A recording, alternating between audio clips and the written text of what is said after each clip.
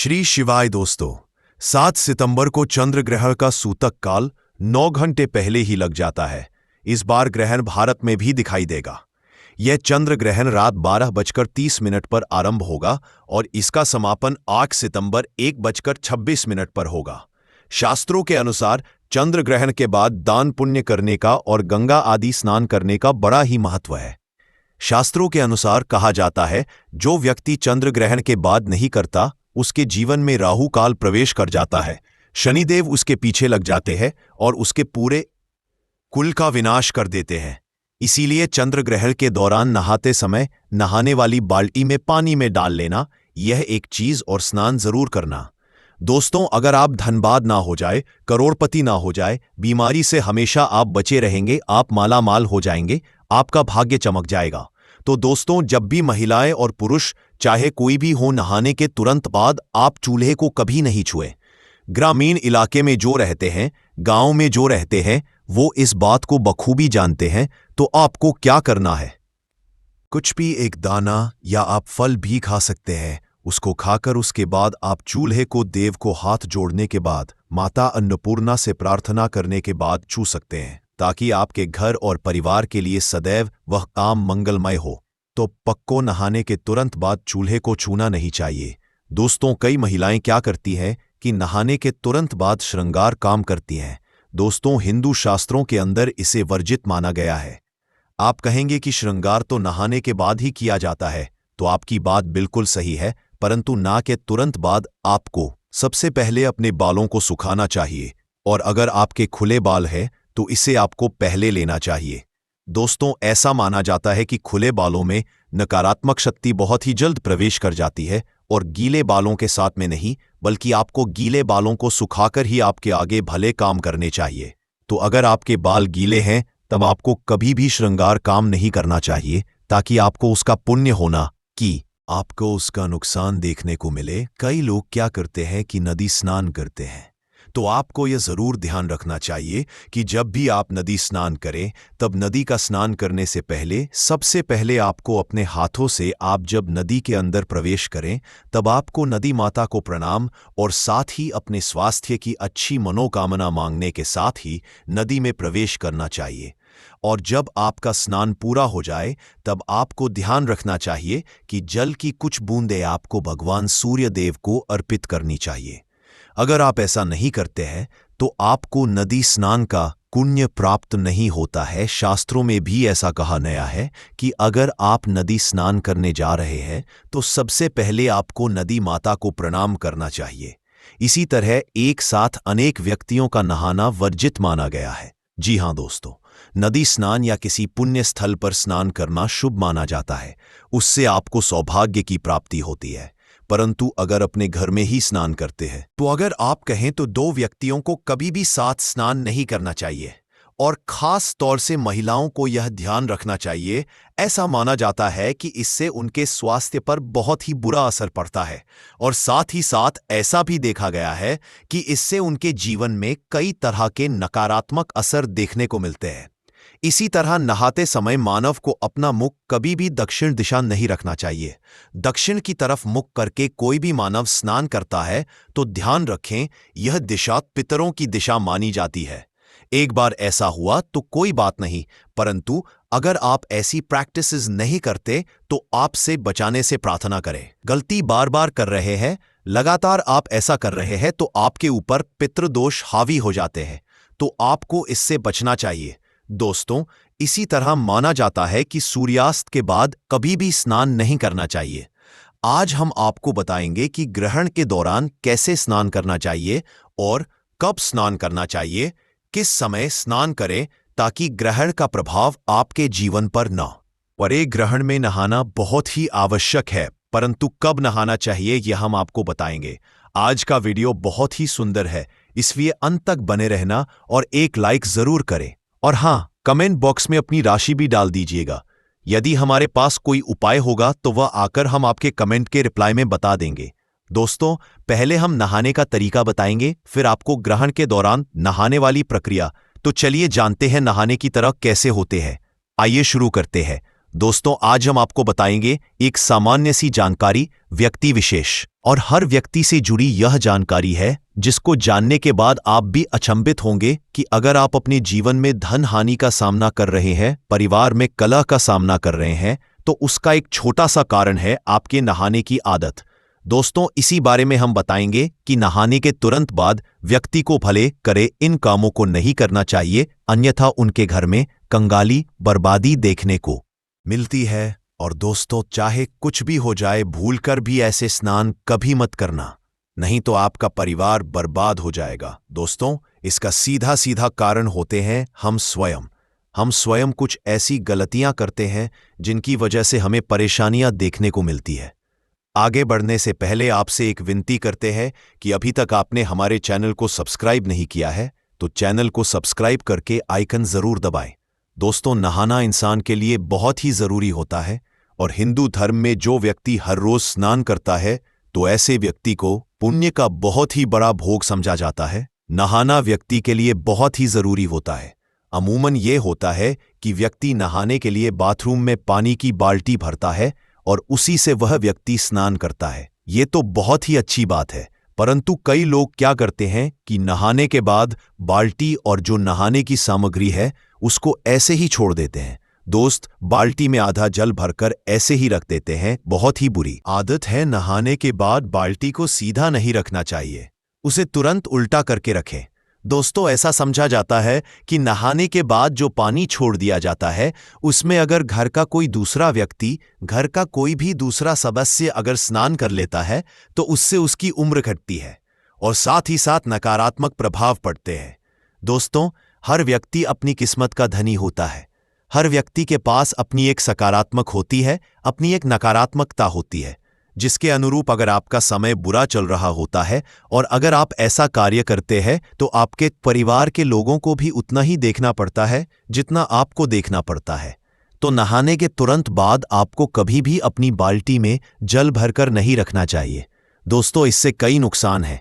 एक तो पानी की बर्बादी होती है, साथ ही साथ परिवार में कष्ट बढ़ते हैं। ऐसे में भूलकर भी यह कार्य तो भूलकर भी ना करें और अगर संभव हो तो आपको नहाने के लिए शवर का यूज करना चाहिए। इससे धरती का जल बचता है और साथ ही साथ आपके कार्य में पानी भी कम लगता है। दोस्तों, अगर आप ऐसा भी नहीं करते हैं तो कोई बात नहीं, पर आपको को भूलकर भी नहाने का पानी नहीं छोड़ना चाहिए ताकि इससे आपको बर्बादी का सामना ना करना पड़े।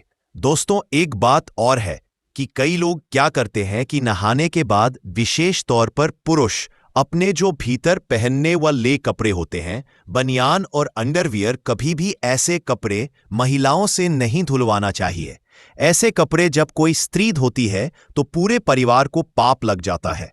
दोस्तों, इन वस्त्रों को वस्त्र कहा जाता है। इन्हें व्यक्ति को स्वयं ही धोना चाहिए। इसे बाथरूम में ऐसे ही छोड़कर नहीं रखना चाहिए और विशेष तौर से इन्हें रात्रि के समय में तो गिला करके भूल कर भी नहीं छोड़ना चाहिए। इसे घर में नकारात्मकता आती है और व्यक्ति विशेष के अंदर अगर नकारात्मकता प्रवेश कर जाती है तो उसके जीवन में बहुत बड़े कष्ट देखने को मिलते हैं। दोस्तों, इसलिए स्त्री और पुरुष को अपने अंतर वस्त्र खुद ही धोने चाहिए। इसे गलती से भी किसी दूसरे व्यक्ति से नहीं धुलवा चाहिए और इस बात का आपको शेष ध्यान रखना चाहिए। परंतु हाँ, जब कोई पति अपनी पत्नी से अंडरवियर या अंतर वस्त्र धुलवा है तो उसके पति को दोष लगाते हैं और उसके पति की धीरे धीरे कंगाली, बर्बादी, तथा जब उन पर दोष लगाते हैं तो उनकी मृत्यु भी हो जाती है, बीमार पड़ जाते हैं, उनके जीवन पर ग्रहण लग जाता है। इसीलिए अंतर्वस्त्र स्वयं ही धोने चाहिए। दोस्तों, कई लोग क्या करते हैं कि नहाकर आने के तुरंत बाद वह व्यक्ति अपने पैरों को धोते हैं और आपको भूलकर भी ऐसा नहीं करना चाहिए। नहाने के बाद मन पवित्र हो जाता है और आपको प्रभु भक्ति में मन लगाना चाहिए। आप अपने पैरों को धोकर वापस अशुद्ध का कार्य करते हैं। पैर धोकर आप सोचते हैं मन ही मन कि आप शुद्ध हो गए हैं, परंतु हिंदू धर्म में ऐसा वर्जित समझा जाता है। हिंदू धर्म में पैरों से सर की तरफ स्नान किया जाता है। दोस्तों, व्यक्ति को नहाते समय भूलकर भी मैं मौन रहकर नहीं नहाना चाहिए। हिंदू धर्म में ऐसी मान्यता है कि नहाते समय मंत्रों का उच्चारण किया जाता है, हरि भजन का किया जाता है या मन ही मन कोई गाना गुनगुनाते हैं।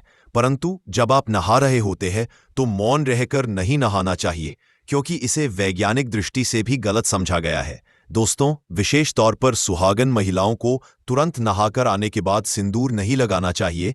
ऐसा समझा जाता है कि अगर कोई महिला ऐसा करती है तो इससे उसके पति की आयु कम हो जाती है। परंतु हाँ, सिंदूर तो नहाने के बाद ही लगाया जाता है दोस्तों। परंतु जब आप नहाकर आए तब आपको यह रखना चाहिए कि अगर आपके बाल गीले हैं तब ऐसे में आपको बालों में सिंदूर नहीं लगना चाहिए, क्योंकि ऐसा करने से सिंदूर का अपमान होता है और इसके साथ ही आपके ऊपर नकारात्मक प्रभाव आते तथा नकारात्मक विचार आ जाते हैं। तो ऐसे में आपको इसे लगाने से बचना चाहिए। परंतु याद रहे, जब आपके बाल सूख जाएं तब आप सिंदूर जरूर लगा लें दोस्तों। इसी तरह तुरंत नहाने के बाद आपको कभी से भी नुकीली चीज जैसे कि नेल कटर का इस्तेमाल, सेविंग हो, यह चीजें आपको नहीं चाहिए, क्योंकि यह चीजें नहाने के पहले की जाती है, बाद में नहीं। अगर नहाने के बाद आप यह चीजें करते हैं तो नहाने का पुण्य आपको प्राप्त नहीं होता है दोस्तों। कई लोग क्या करते हैं कि नहाने के तुरंत बाद अग्नि को स्पर्श कर लेते हैं। नहाने के तुरंत बाद भूखे पेट कभी भी अग्नि को स्पर्श नहीं किया जाता। अग्नि को भोग लगाने के बाद ही अग्नि को स्पर्श किया जाता है। जब भी महिलाएं और पुरुष चाहे कोई भी हो, नहाने के तुरंत बाद आप चूल्हे को नहीं छुए दोस्तों। ग्रामीण इलाके में जो रहते हैं, गांव में जो रहते, वह इस बात को बखूबी जानते हैं। तो आपको क्या करना है, कुछ भी एक दाना या आप फ्रूट भी खा सकते हैं, उसको खाकर उसके बाद आप चूल्हे को अग्निदेव को हाथ जोड़ने के बाद माता अन्नपूर्णा से प्रार्थना करने के बाद छू सकते हैं, ताकि आपके घर और परिवार के लिए सदैव वह कार्य मंगलमय हो।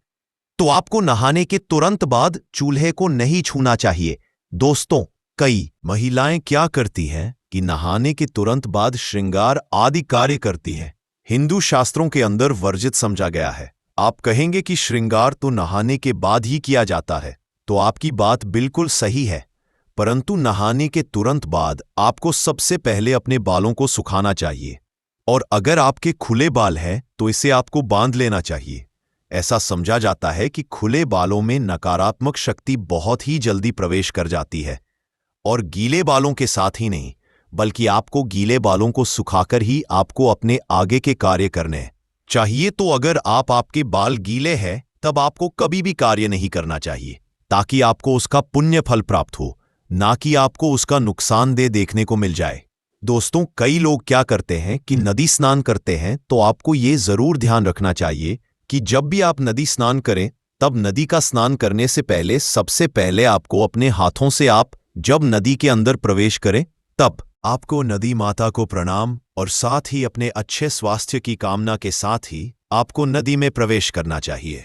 आपका स्नान पूरा हो जाए तब आपको ध्यान रखना चाहिए कि जल की कुछ बूंदें आपको भगवान सूर्य देव को जरूर ही अर्पित करना चाहिए, और अगर आप ऐसा नहीं करते हैं तो आपको नदी स्नान का पुण्य फल प्राप्त नहीं होता है। शास्त्रों के अनुसार ऐसा समझा जाता है कि अगर आप नदी में स्नान करने जा रहे हैं तो सबसे पहले आपको नदी माता को प्रणाम करना चाहिए दोस्तों। इसी तरह एक साथ अनेक व्यक्तियों का इंसान करना वर्जित समझा। आपने बिल्कुल सही, नदी स्नान या किसी पुण्य स्थल पर स्नान करना बहुत ही शुभ समझा जाता है। इससे आपको सौभाग्य की प्राप्ति होती है। परंतु अगर आप अपने घर में स्नान करते हैं और ऐसे में अगर आप दो व्यक्ति हैं और आपको जल्दी स्नान करना है, तो ऐसे में एक साथ दो व्यक्तियों को स्नान नहीं करना चाहिए, और विशेष तौर से महिलाओं को इसका ध्यान रखना चाहिए। ऐसा समझा जाता है इससे उनके स्वास्थ्य पर इसका बहुत ही बुरा असर पड़ता है, और साथ ही साथ ऐसा भी देखा जाता है कि इससे उनके में कई तरह के नकारात्मक प्रभाव देखने को मिलते हैं दोस्तों। इसी तरह नहाते समय व्यक्ति को अपना मुख कभी भी दक्षिण दिशा की तरफ नहीं रखना चाहिए। दक्षिण की तरफ मुख करके कोई भी व्यक्ति स्नान करता है तो वह ध्यान रखें, ये दिशा पितरों की दिशा मानी जाती है दोस्तों। एक बार अगर आप ऐसा करते हैं तो कोई बात नहीं होती, परंतु अगर आप बार बार ऐसी गलतियां करते हैं, लगातार ऐसा करते रहते हैं, तो आपके ऊपर पितृदोष हावी हो जाता है। तो आपको इससे बचना चाहिए दोस्तों। इसी तरह जाता है कि सूर्यास्त के बाद कभी भी स्नान नहीं करना चाहिए, विशेष तौर पर जब सूर्यास्त हो रहा हो। उसके बाद आप गर्मी की थकान में रहते हैं और कई व्यक्ति स्नान करते हैं, जो कि अच्छी आदत है दोस्तों। परंतु आपको सूर्यास्त के समय, जिसे गोधूली बेला कहा जाता है, उस समय विशेष तौर से आपको स्नान करने से बचना चाहिए, अन्यथा आपको कई तरह की हानि का सामना करना पड़ता है। दोस्तों, इसी तरह जो छोटे बच्चे होते हैं, छोटे बच्चों को नहाने के तुरंत बाद आपको टीका लगाना नहीं भूलना चाहिए। ऐसा समझा जाता है कि छोटे बच्चे देव आत्मा होते हैं, उनके ऊपर उनके विकार नहीं होते, जिसकी वजह से नकारात्मक शक्तियां उनके ऊपर बहुत जल्दी हावी हो जाती हैं तथा उनको नजर लग जाती है। तो ऐसे में भूलकर भी किसी भी माता पिता को अपने बच्चों को नहाने के बाद साबुत नहीं छोड़ना चाहिए। काला टीका या काला धागा गले में जरूर होना चाहिए। ऐसा करने से बच्चे बुरी शक्तियों से दूर रहते हैं और उन्हें नजर भी नहीं लगती, बीमारियों से भी बचे रहते हैं। दोस्तों, अब है चंद्र ग्रहण के दौरान वो ऐसी क्या चीज है जिसे जल में डालकर स्नान करने से सूर्य ग्रहण से निकली या चंद्र ग्रहण से निकली हानिकारकों का असर जीवन पर तथा हमारे ऊपर नहीं पड़ता, बल्कि चंद्र ग्रहण और सूर्य ग्रहण आपको महाधनी बनाकर ही जाते हैं। आप दिन दोगुनी रात चौगुनी तरक्की करेंगे। दोस्तों, मैं ईश्वर की सौगंध खाता हूं, अगर आज आपने चंद्र ग्रहण के दौरान या चंद्र ग्रहण से पहले या चंद्र ग्रहण के बाद अगली सुबह अगर आप समय अपने जल में 2 से 5 तुलसी के पत्ते और 2 रुपए का गैरू जो हम आपको दिखा रहे हैं देख लीजिए। ऐसा होता है गैरू, पुराने बुजुर्गों से आप पूछ लीजिए, उन्हें पता होता है किसे कहते हैं गैरू। इसे गर्भवती महिलाएं ग्रहण के दौरान अपने पेट पर लगाती हैं ताकि शिशु सुरक्षित रहे। अगर पानी में उसको चुटकी भर छिड़क लेते हैं और उससे स्नान करते हैं तो मैं ईश्वर की सौगंध खाता हूं, आपको दुनिया की कोई भी ताकत महाधनी होने रोक नहीं पाएगी। जल में गैरू डालकर तथा तुलसी के 2-4 पत्ते डालकर स्नान करने से चंद्र ग्रहण आपको महाधनी बना देता है। आपके जीवन पर कोई भी ग्रहण नहीं लगेगा। पूरे परिवार को इस जल से स्नान करना चाहिए। दोस्तों, भगवान विष्णु कहते हैं, ग्रहण के दौरान यदि तुलसी पत्र डालकर जल से स्नान किया जाए तो मैं उसे स्वयं सभी बालाओं से बचा लेता हूं, सभी बीमारियों से बचा लेता हूं। वह दुख पीड़ा भयंकर से भयंकर रोग से मैं कुछ नहीं होने देता।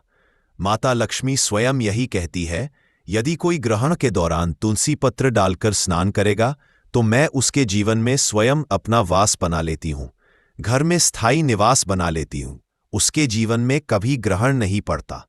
ऐसा जल स्वयं गंगा जल से ज्यादा पवित्र समझा जाता है। शुभ कार्य और मंगलकारी अत्यंत दुर्लभ जल बन जाता है। विशेषकर ऐसा जल घर में भी आप छिड़क सकते हैं। चंद्र ग्रहण के बाद आप सुबह के समय स्नान जरूर करें। ये तो वीडियो को अंत तक जरूर देखें। दोस्तों, यह एक ऐसा गुप्त उपाय है कि इस उपाय को करने के बाद दोस्तों आपको पूरे कोई और उपाय को करने की जरूरत नहीं है, क्योंकि सबसे बड़ा और सबसे नया उपाय पंडित जी ने अपनी अभी की कथा में ही बताया है। मैं जिस उपाय को आज हम आपको बहुत अच्छे से समझाने वाले हैं, इस वीडियो को देखने के बाद इस उपाय को समझने के लिए आपको कोई और वीडियो को देखने की जरूरत नहीं पड़ेगी। तो चलिए दोस्तों, उपाय को शुरू करते हैं। देखिए, ये रविवार भाद्रपद पूर्णिमा दिन इतना खास होता है, इतना महत्वपूर्ण होता है। देखा है कभी कभी बड़े बड़े पूजा पाठ अनुष्ठान से जो मनोकामना पूर्ण नहीं होते। 7 सितंबर 2025 मतलब कि रविवार भाद्रपद पूर्णिमा के दिन भाद्रपद पूर्णिमा एक छोटे से उपाय करने से ही आपकी मनोकामना पूर्ण हो जाती है। और बहुत सारे लोगों ने इस उपाय को किया भी है और उनको इस उपाय को करने का फल भी जरूर मिला। अगर आप लोग भी इस उपाय को 7 सितंबर 2025 मतलब कि रविवार भाद्रपद पूर्णिमा के दिन करना चाहते हैं तो आप इस उपाय को पहले अच्छे से समझ लेना, सुन लेना, उसके बाद करना ना। आपको इस उपाय का फल जरूर मिलेगा और इस उपाय को कर लेने से आपके घर में चाहे किसी भी तरह की दुख और समस्या क्यों ना चल रही हो, पक्को उसका कारण भी नहीं पता है कि दोस्तों यह समस्या किस कारण से चल रही है। उसका कुछ भी कारण हो सकता है, जैसे पितृदोष हो सकता है या किसी भी तरह का मंगल दोष भी हो सकता है, और भी बहुत तरह के दोष होते हैं, कुछ भी हो सकता है। पर आपको इस उपाय को करने के लिए अपने दोष को पता लगाने की भी जरूरत नहीं है। 2025 मतलब कि रविवार भाद्रपद पूर्णिमा के दिन इस हल्दी वाले उपाय को आप लोगों को कर लेना है। यह एक ऐसा उपाय है जिस उपाय को अगर किसी विशेष दिन पर किया जाए तो दोस्तों उस विशेष दिन का जो है वह तो हमें मिलता है, पर हमने उस दिन पर इस हल्दी वाला उपाय को किया है तो हमें उससे भी बड़ा फल मिलता है, और फल बहुत जल्दी मिलता है, क्योंकि आप इस उपाय को बहुत ही बड़े और विशेष दिन पर कर रहे हो। 7 सितंबर 2025 यानी कि भाद्रपद रविवार, भाद्रपद पूर्णिमा के दिन पूर्णिमा बहुत ही ज्यादा बड़ा होता है। इसीलिए दोस्तों, आज की इस वीडियो में हम आप लोगों को हल्दी वाला उपाय समझाएंगे, जिस उपाय को करने से अगर आपकी किसी भी तरह की मनोकामना है, किसी भी तरह की दुख और परेशानी है, सबसे ज्यादा समस्याएं आपके जीवन में ही है। अगर आपको धन प्राप्ति नहीं हो पा रहा है, रुपए पैसे की आपके घर में लगातार दिक्कत परेशानियां चलती चली आ रही है, आपकी नौकरी अगर अच्छे ऐसे नहीं चल रहे हैं, जिसकी वजह से घर में लगातार आर्थिक समस्याएं बनी रहती हैं, घर का कोई ना कोई सदस्य अगर बीमार रहता है, आपस में एक दूसरे से लड़ाई झगड़ा होता रहता है, किसी की अगर बनती नहीं है, तो पूज्य गुरुजी ने कहा है कि जब आपके जीवन में ऐसी परिस्थितियां आ जाए कि आप एक एक रुपए खर्च करने से पहले कई कई बार सोचने लगे हों, आपको धन प्राप्ति अगर नहीं हो पा रहा हो, तो आपको सिर्फ और सिर्फ हल्दी वाला उपाय रविवार भाद्रपद पूर्णिमा दिन से शिवलिंग के एक ऐसा विशेष उपाय करना है जो आपकी इन सारी समस्याओं को सिर्फ 7 दिन के अंदर ही समाप्त कर देगा। तो चलिए जानते हैं इन विशेष उपायों के बारे में। लेकिन उससे पहले, जो भी मेरे दोस्तों, मेरी प्यारी बहनें आज चैनल पर पहली बार आए हैं या मेरी आवाज आज पहली बार सुन रहे हैं, अगर आप भी महादेव के सच्चे भक्त हैं तो वीडियो को लाइक और चैनल को सब्सक्राइब जरूर कर लें। दोस्तों, अब उसके बाद में दोस्तों, ये वाला जो उपाय ये किसको करना है, तो देखो, घर का जो बड़ा और मुख्य सदस्य होगा उसी व्यक्ति को ये वाला उपाय करना है। अब वो बड़ा व्यक्ति मुख्य रूप से घर की माताएं बहनें होंगी तो ज्यादा बेहतर होगा। मतलब कि घर की जो बड़ी माताएं बहनें होंगी, अगर वो ये वाला उपाय करेंगी तो ज्यादा अच्छा होगा। देखिए, भाद्रपद पूर्णिमा जो है, पूर्णिमा का पर्व बहुत ही महत्वपूर्ण समझा जाता है। दोस्तों, इस बार की पूर्णिमा कोई साधारण पूर्णिमा नहीं है। इस बार पूर्णिमा पर बहुत संयोग का निर्माण हो रहा है। साथ ही साथ मां लक्ष्मी और श्री हरि विष्णु की कृपा इस दिन आपको मिलकर रहेगी। अगर आप ये हल्दी वाला जो उपाय हम आपको बताने वाले हैं, आपने ये उपाय पूर्णिमा के दिन पूरे दिन में किसी भी समय पूरी सच्ची श्रद्धा के साथ कर लिया, तो देखिए, सबसे पहली बात कि इस उपाय को करने के लिए आपको ज्यादा कुछ लेना नहीं है। आपको पिसी हुई हल्दी से ये उपाय करना है। दूसरी चीज कि ये उपाय करने के लिए आपको कहीं जाना नहीं है, आपको अपने घर पर ही ये उपाय करना है। अब देखिए, श्री हरि विष्णु बहुत जल्दी प्रसन्न होते हैं जब भी आप हल्दी का कोई उपाय करते हैं, तुलसी का कोई उपाय करते हैं, क्योंकि हल्दी जो है ये श्री हरि विष्णु से ही जुड़ी हुई है। और साथ ही साथ हल्दी के जितने भी उपाय आप रविवार के दिन करेंगे, आप देखेंगे कि बहुत जल्दी आपके जीवन में चमत्कार का काम करते हैं। आपके जीवन से निर्धनता और हल्दी हमेशा के लिए दूर कर देगी, क्योंकि हल्दी ये सौभाग्य को खींचने का काम करती है, धन को बढ़ाने का काम करती है, और आपके घर से नेगेटिव एनर्जी को भी दूर करती है, और नजर दोष से भी आप हमेशा बचे रहते हैं। तो बात करेंगे सबसे पहला उपाय जो आपको पूर्णिमा के दिन करना है। वह कौन सा उपाय करना है जो कि हल्दी से ही जुड़ा हुआ है? तो देखिए, जो पहला उपाय आपको बताने जा रहे हैं ये हल्दी से जुड़ा हुआ है।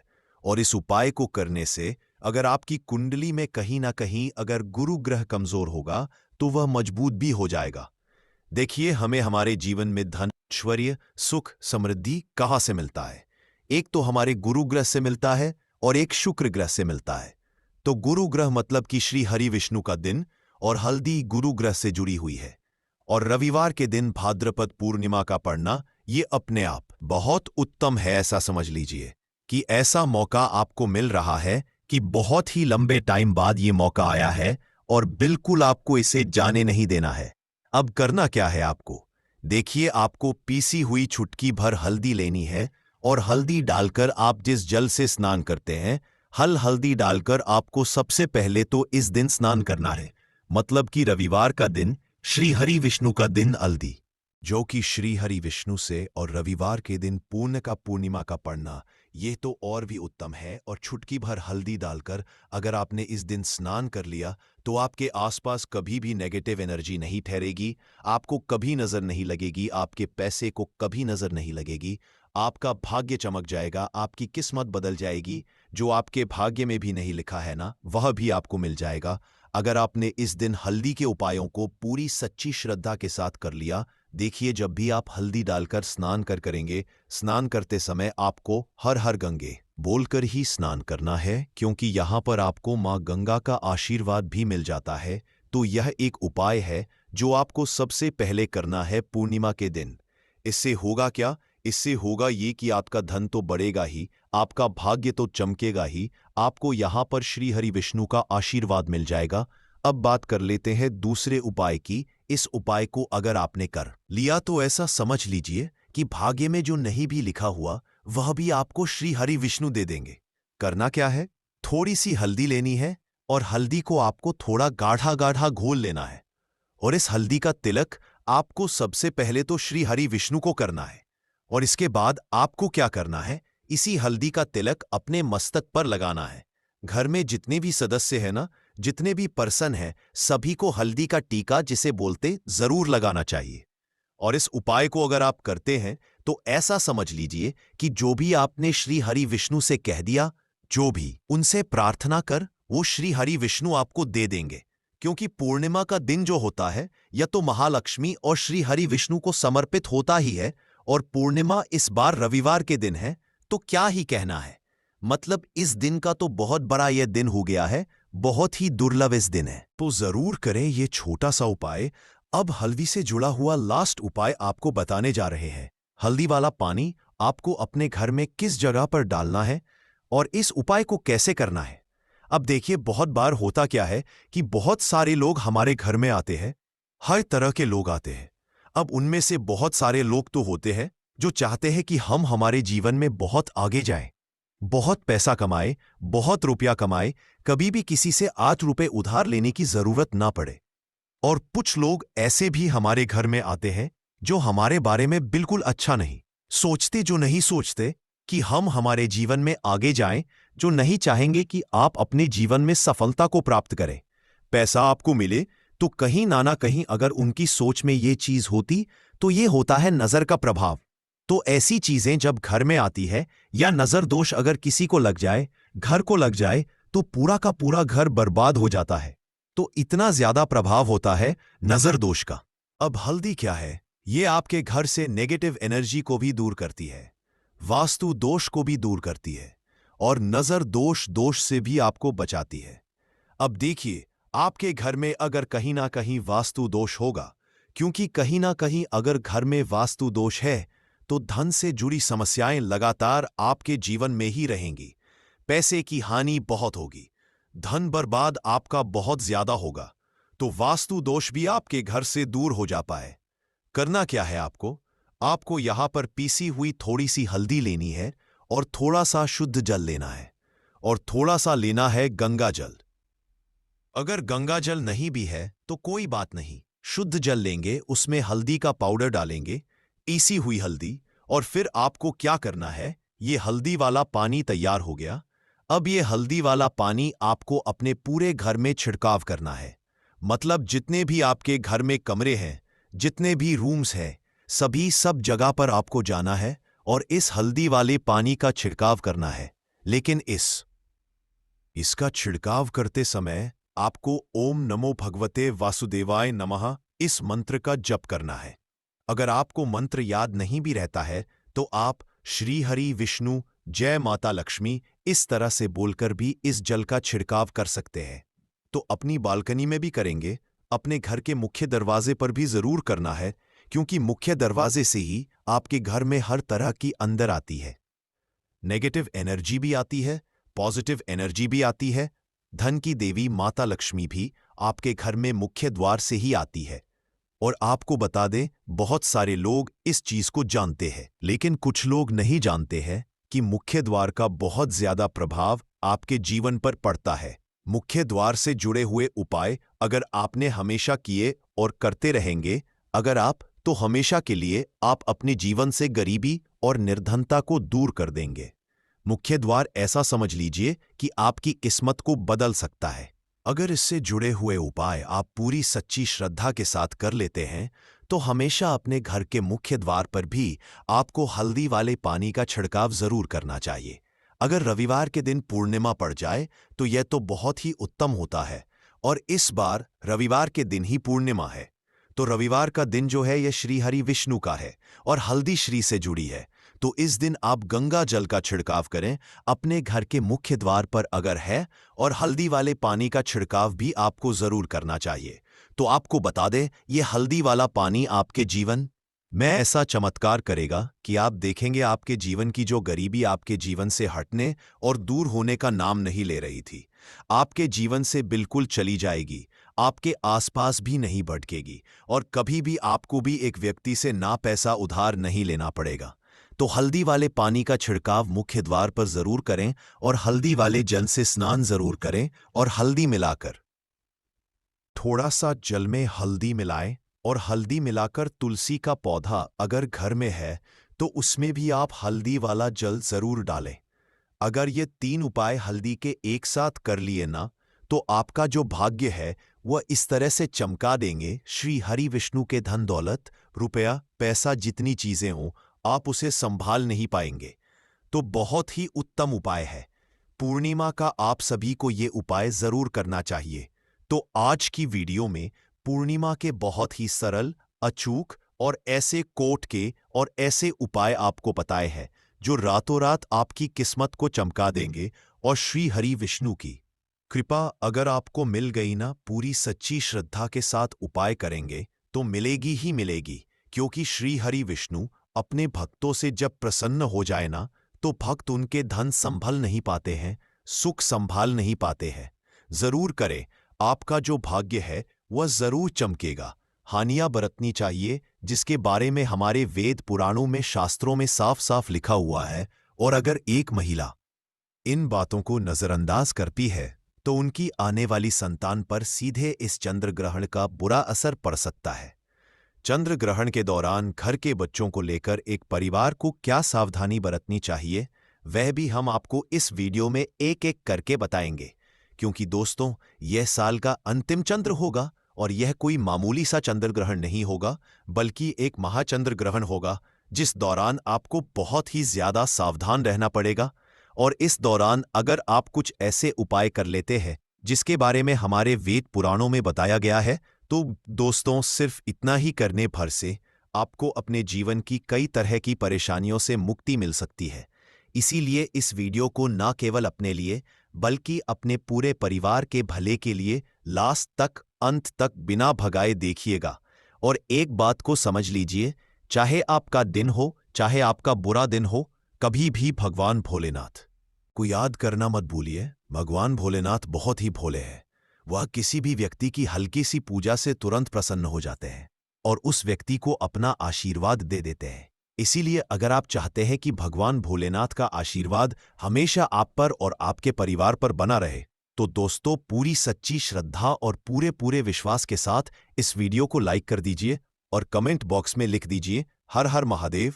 और इस वीडियो को आप जितने लोगों तक पहुंचा सकते हैं उतने लोगों तक पहुंचा दीजिएगा, ताकि लोगों का भला हो सके।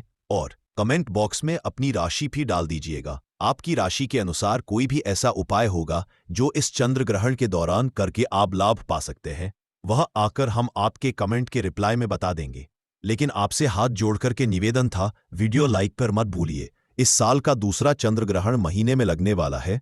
यह एक आंशिक चंद्र ग्रहण होगा। यह इस साल का अंतिम चंद्र ग्रहण भी होगा। पौराणिक कथा के अनुसार राहु और केतु जब चंद्रमा या सूर्य का ग्रास करने के लिए आते हैं तो उस समय ग्रहण लगता है।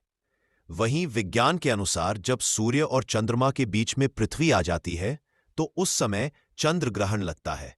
ग्रहण के लगने से पूर्व सूतक काल प्रारंभ होता है, जिसमें कोई भी शुभ कार्य नहीं करता। 7 चंद्र ग्रहण का प्रारंभ सुबह 6:01 पर होगा और चंद्र ग्रहण का मोक्ष यानी कि समापन सुबह 10:01 पर होगा। इस चंद्र ग्रहण का परम ग्रास सुबह 8:85 पर होगा। यह चंद्र ग्रहण का 4 घंटे का परम ग्रास 5 मिनट तक रहेगा। ज्योतिष गणना के अनुसार चंद्र ग्रहण का सूतक काल ग्रहण समय के प्रारंभ से 9 घंटे पूर्व ही शुरू हो जाता है। इस आधार पर देखा जाए तो सितंबर को लगने वाले चंद्र ग्रहण का सूतक काल 17 सितंबर को रात में लगना चाहिए, यह चंद्र ग्रहण यूरोप, अफ्रीका, उत्तरी दक्षिणी अमेरिका के क्षेत्रों में दिखाई देगा। भारत में 7 सितंबर को चंद्रास्वामी ग्रहण सुबह 6:01 से लगेगा। ऐसे में भारत में चंद्र ग्रहण के समय चंद्रमा का अस्त हो चुका होगा, इसलिए वह दिखाई नहीं देगा दोस्तों, क्योंकि यह चंद्र ग्रहण भारत में नहीं दिखाई। लेकिन क्योंकि चंद्र ग्रहण जब लगता है तब इस दौरान चंद्र ग्रह अपनी राशि में परिवर्तन करता है जिसका प्रत्यक्ष और अप्रत्यक्ष प्रभाव सभी राशियों पर पड़ता है। और इस 7 सितंबर को जैसे ही चंद्र ग्रहण लगेगा, इस दौरान 9 के 9 ग्रह अपना स्थान बदलेंगे, जिसके बाद इसका असर 12 की 12 राशियों पर पड़ेगा। लेकिन 12 में से कुछ ऐसी 6 राशियां हैं जिनके जीवन में एक चमत्कारी और सकारात्मक बदलाव आएगा। दोस्तों, इस वीडियो में आगे बढ़े उससे पहले हे भोलेनाथ, आपकी इस वीडियो को जो भी लाइक और चैनल को सब्सक्राइब करे, उसके जीवन में कभी दुख दर्द मत नहीं देना। तो दोस्तों, चंद्र ग्रहण को भारतीय संस्कृति और ज्योतिष में एक विशेष और संवेदनशील समय समझा जाता है। इस दौरान वातावरण में नकारात्मक ऊर्जा का प्रभाव अधिक रहता है और इसी वजह से कुछ परंपराएं और नियमों का पालन करना जरूरी समझा है। इस समय हमारे जीवन पर ग्रहों और खगोलीय घटनाओं का अदृश्य प्रभाव होता है, जो हमारे दैनिक जीवन से लेकर शारीरिक और मानसिक स्वास्थ्य तक पर असर डाल सकता है। खासकर गर्भवती महिलाओं के लिए यह समय अधिक संवेदनशील समझा जाता है, क्योंकि उनके गर्भ में पल रहे बच्चे पर ग्रहण का सीधा प्रभाव पड़ सकता है। यह प्रभाव शारीरिक, मानसिक और आध्यात्मिक स्तर पर हो सकता है। इसीलिए प्राचीन और धार्मिक मान्यताओं के अनुसार इस समय विशेष सावधानी बरतने की सलाह दी जाती है। चंद्र ग्रहण के दौरान जो कार्य सामान्य परिस्थितियों में सामान्य माने जाते हैं, वे इस समय वर्जित होते हैं। इसीलिए ग्रहण के समय वातावरण में मौजूद नकारात्मक ऊर्जाओं का असर हमारे कर्मों पर पड़ सकता है। इसीलिए भोजन करना, पानी पीना, धार्मिक अनुष्ठान करना और कोई भी शुभ कार्य आरंभ करना वर्जित होता है। इस समय में भी समझा जाता है कि देवी देवताओं की पूजा नहीं करनी चाहिए, क्योंकि ग्रहण के दौरान उनका आह्वान अशुभ समझा जाता है। इसके अतिरिक्त इस समय घर की साफ सफाई और शारीरिक स्वच्छता बनाए रखने पर विशेष जोर दिया जाता है।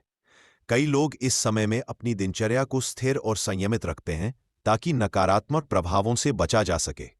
गर्भवती महिलाओं के लिए चंद्र ग्रहण का समय और भी अधिक संवेदनशील होता है। यह समझा जाता कि गर्भवती महिलाओं को इस समय विशेष सावधानियां बरतनी चाहिए ताकि गर्भ में पल रहे शिशु पर कोई नकारात्मक प्रभाव ना पड़े। पुराने समय से यह परंपरा चली आ रही है कि गर्भवती महिलाएं चंद्र ग्रहण के समय घर के बाहर नहीं निकलती और पूर्ण विश्राम शम करती हैं। उन्हें किसी भी तरह का शारीरिक परिश्रम करने से बचना चाहिए। इसके अलावा यह भी सलाह दी जाती है कि इस दौरान किसी भी तरह की नुकीली वश जैसे कैंची, चाकू आदि का उपाय ना करें, क्योंकि यह समझा जाता है कि इससे शिशु पर शारीरिक दोष का प्रभाव पड़ सकता है। गर्भवती महिलाओं को ग्रहण के समय विशेष रूप से ध्यान और शांति बनाए रखने की सलाह दी जाती है। इस समय में भोजन और पानी का सेवन भी गर्भवती महिलाओं के लिए वर्जित होता है। यह समझा जाता है कि ग्रहण के दौरान भोजन और पानी पर नकारात्मक ऊर्जा का प्रभाव होता है, जो गर्भ में हुए शिशु के स्वास्थ्य पर असर डाल सकता है। इसलिए यह सलाह दी जाती है कि ग्रहण समाप्त होने के बाद ही भोजन या पानी का सेवन किया जाए। इसके अलावा ग्रहण के समय गर्भवती महिलाओं को अपने मानसिक और शारीरिक स्वास्थ्य का विशेष ध्यान रखना चाहिए और ध्यान, प्राणायाम जैसे शारीरिक और मानसिक शांति प्रदान करने वाले उपाय अपनाने चाहिए। गर्भवती महिलाओं को चंद्र ग्रहण के समय सोने से भी मना किया जाता है, क्योंकि यह समझा जाता है कि इस दौरान सोने से शरीर पर नकारात्मक भाव पड़ सकता है। कई लोग इस समय धार्मिक मंत्रों का जाप करने की सलाह देते हैं ताकि मानसिक और शारीरिक शुद्ध बनी रहे। यह भी कहा जाता है कि इस समय अपने घर के वातावरण को शांत और सकारात्मक बनाए रखना चाहिए ताकि गर्भवती महिलाएं किसी भी तरह के नकारात्मक प्रभाव से बच सके। चंद्र ग्रहण के दौरान गर्भवती महिलाओं को यह भी सलाह दी जाती है कि वे किसी भी तरह के कार्य में व्यस्त ना हो, विशेष से जो शारीरिक रूप से थका देने वाले हों। इस समय उन्हें अधिक से अधिक आराम करना चाहिए और ध्यान केंद्रित करके अपने और अपने शिशु की सुरक्षा के लिए प्रार्थना करनी चाहिए। यह समझा जाता है कि इस दौरान सकारात्मक विचार और शांति बनाए रखना गर्भवती महिलाओं के लिए अत्यंत महत्वपूर्ण होता है, क्योंकि इसका सीधा प्रभाव गर्भ में पल रहे पर पड़ता है। ग्रहण समाप्त होने के बाद घर की शुद्धिकरण प्रक्रिया का पालन करना भी अनिवार्य समझ आता है। यह सलाह दी है कि ग्रहण समाप्त होते ही स्नान किया जाए और पूरे घर में गंगा जल का छिड़काव करके वातावरण को पवित्र किया जाए। इस समय के बाद ही भोजन पकाने और खाने की प्रक्रिया शुरू की जाती है। शास्त्रों के अनुसार यह सुनिश्चित किया जाता है कि ग्रहण के बाद शारीरिक और मानसिक शुद्धि हो, ताकि किसी भी तरह के नकारात्मक प्रभाव से बचा जा सके। इस तरह चंद्र ग्रहण के दौरान गर्भवती महिलाओं को सावधानियां बरतनी चाहिए और खुद को शारीरिक और मानसिक रूप से सुरक्षित रखने के लिए इन परंपराओं का पालन करना चाहिए। सूतक काल का महत्व हिंदू धर्म में अत्यधिक समझा जाता है, विशेष रूप से जब बात चंद्र ग्रहण की हो। सूतक काल को एक अशुभ समय समझा जाता है, जो ग्रहण शुरू होने से लगभग 9 घंटे पहले प्रारंभ होता है और ग्रहण समाप्ति के साथ खत्म होता है। यह समय ज्योतिषी और धार्मिक दृष्टि से बेहद महत्वपूर्ण होता है, क्योंकि इसे नकारात्मक ऊर्जा का समय समझा जाता है। हिंदू धर्म में यह विश्वास है कि चंद्र ग्रहण के समय राहु और केतु चंद्रमा को ग्रसित कर लेते हैं, जिसके परिणाम स्वरूप यह काल अशुद्ध हो जाता है और किसी भी तरह के शुभ कार्यों को करने से मना किया जाता है। इस समय में विशेष नियमों का पालन करने की आवश्यकता होती है, ताकि व्यक्ति नकारात्मक ऊर्जा के प्रभाव से बच सके। सूतक काल में मुख्य रूप से पूजा पाठ और अन्य धार्मिक कार्यों पर प्रतिबंध लगाया जाता है। हिंदू मान्यता के इस दौरान भगवान की मूर्तियों को छूना वर्जित होता है। इसके साथ ही मंदिरों के कपाट भी बंद कर दिए जाते हैं और जब तक ग्रहण समाप्त नहीं हो जाता, पूजा अर्चना नहीं की जाती। यह समय किसी भी नए कार्य करना मुमकिन नहीं होता को प्रारंभ करने के लिए अशुभ समझा जाता है, क्योंकि इस दौरान किए गए कार्य सफल नहीं होते और उनका परिणाम नकारात्मक हो सकता है। इसी कारण विवाह, गृह प्रवेश और अन्य मांगलिक कार्यों को इस समय के दौरान नहीं किया जाता। ज्योतिष के सूतक काल का असर व्यक्ति की राशियों पर भी पड़ता है। इस दौरान कई राशियों पर नकारात्मक प्रभाव देखा जा सकता है, विशेष रूप से उन राशियों पर जिन पर उस समय चंद्रमा की स्थिति होती है। ज्योतिष के अनुसार राहु और केतु का प्रभाव जब चंद्रमा पर पड़ता है तो यह नकारात्मक ऊर्जा का संचार करता है, जो व्यक्ति के जीवन में अवरोध, मानसिक तनाव और स्वास्थ्य समस्याओं का कारण बन सकता है। सूतक काल ग्रहों की स्थिति में परिवर्तन होता है, जिसका असर जीवन के विभिन्न क्षेत्रों पर देखा जाता है, जैसे कि व्यापार, नौकरी, स्वास्थ्य और पारिवारिक संबंधों पर। इस समय किसी भी नए निवेश या महत्वपूर्ण निर्णय लेने से बचने की सलाह दी जाती है। सूतक काल के दौरान भोजन और पानी का भी सेवन वर्जित होता है। धार्मिक मान्यता के अनुसार इस समय वातावरण में नकारात्मक ऊर्जा होती है, जो भोजन और पानी को दूषित कर सकती है। इसलिए से पहले ही भोजन कर लिया जाता है और सूतक काल के दौरान किसी भी तरह के खाने पीने की वस्तुओं को ग्रहण नहीं किया जाता। यह भी समझा जाता है कि इस दौरान भोजन करना स्वास्थ्य के लिए हानिकारक हो सकता है। इस समय के दौरान खाने पीने की वस्तुओं को बचाने के लिए उनमें तुलसी के पत्ते डालने की परंपरा है, ताकि वह दूषित ना हो। गर्भवती महिलाओं के लिए सूतक काल का विशेष महत्व होता है। धार्मिक मान्यता के अनुसार चंद्र ग्रहण का प्रभाव गर्भवती महिलाओं और उनके भ्रूण पर